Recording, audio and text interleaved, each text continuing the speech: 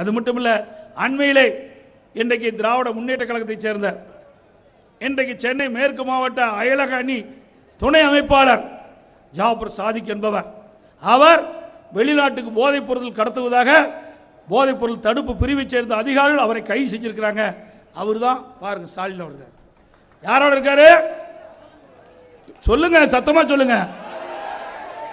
இவருக்கு அவருக்கு என்ன தொடர்பு? நீங்க போட்டோ பிடிக்கலாம். நான் கூட ராஜேந்திர பாலாஜியில் வரும்போது கிட்டத்தட்ட ஒரு 200-300 பேர் எங்கள் இடத்துல ஃபோட்டோ எடுத்தாங்க. ஃபோட்டோ எடுப்பது வேறு, ஃபோட்டோ எல்லாமே தொடர்ந்து எடுப்பாங்க. அது யார் என்னன்னு நமக்கு தெரியாது. ஆனால் அவருடைய கட்சியுடைய நிர்வாகியாக இருக்கிறார், அயலக அணி துணை அமைப்பாளர் இருக்கிறார். இப்படிப்பட்ட ஒரு அமைப்பே எங்கேயும் இல்லை. இந்த போதைப் பொருள் கடத்துவதற்கு தான் அயலக அணின்னு அமைச்சிருப்பாங்க என்னமோ சந்தேகமாக இருக்குது. அயலக அணியா?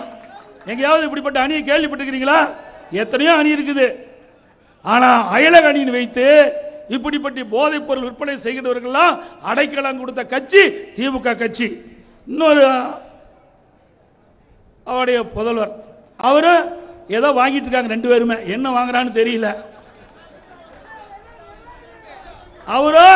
அவரோட இருந்த புகைப்படம். ஆக இதுக்கெல்லாம் விளக்கம் கேட்டு நான் அறிக்கையை வெளியிட்டேன், ஊடகத்தின் வாயிலாக வெளியிட்டேன். இதுவரைக்கும் பதிலே இல்லை. ஆக இன்றைக்கு 3 ஆண்டு காலமாக இந்த ஜாபர் சாதிக் என்பவர் வெளிநாட்டுக்கு போதைப் பொருள் கடத்தியிருக்கிறாரு. இப்போ பிடிச்சது மட்டும் 2000 கோடிங்க.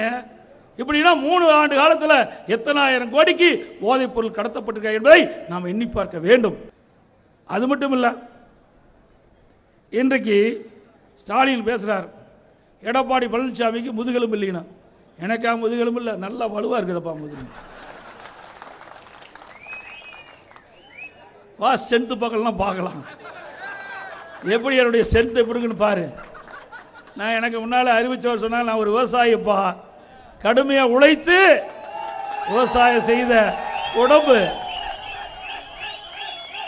வெயிலையும் மழையிலையும் இருந்து பழக்கப்பட்ட உடம்பு, ரத்தத்தை வேர்வையாக மண்ணிலே சிந்தி உழைக்கின்ற விவசாய குடும்பத்திலே பிறந்தவன் நான். ஸ்டாலின் அவர்களே, நீங்கள் பேசுவது ஒரு முதலமைச்சராக இருந்து பேச வேண்டும். எதை பேச வேண்டும் என்பதை உணர்ந்து பேச வேண்டும். ஒருவரை கொச்சப்படுத்தி பேசினால் நாங்களும் ஒரு எல்லை வரை தான் பொறுத்திருப்போம். நாங்களும் பேச ஆரம்பித்தா முடியல, மோசமாக போயிடும். வேண்டுமென்றே திட்டமிட்டு தேர்தல் பிரச்சார கூட்டத்துக்கு போகும்போது என்னை எப்படியெல்லாம் விமர்சனம் செய்தார் என்று பத்திரிகையிலும் ஊடகத்திலையும் பார்த்தேன். நான் அதுக்கெல்லாம் கவலைப்படலை. ஒரு அரசியல்வாதி என்றால் இதெல்லாம் கிடைக்கத்தான் செய்யும், ஏச்சும் பேச்சும் வரத்தான் செய்யும். ஆனால் அதுக்குன்னு ஒரு லிமிட் இருக்குது, அதுக்குன்னு வரையறை இருக்குது. இன்றைக்கு எல்லாமே அந்த வரையறைக்குள் இருந்தால் தான் சரியாக இருக்கும். அதுக்கு மேலே நீங்கள் சென்றால் எங்களுடைய இயக்க தொண்டர்களும் நிர்வாகிகளும் உங்களை விட பன்மடங்கு பேசுவார்கள்.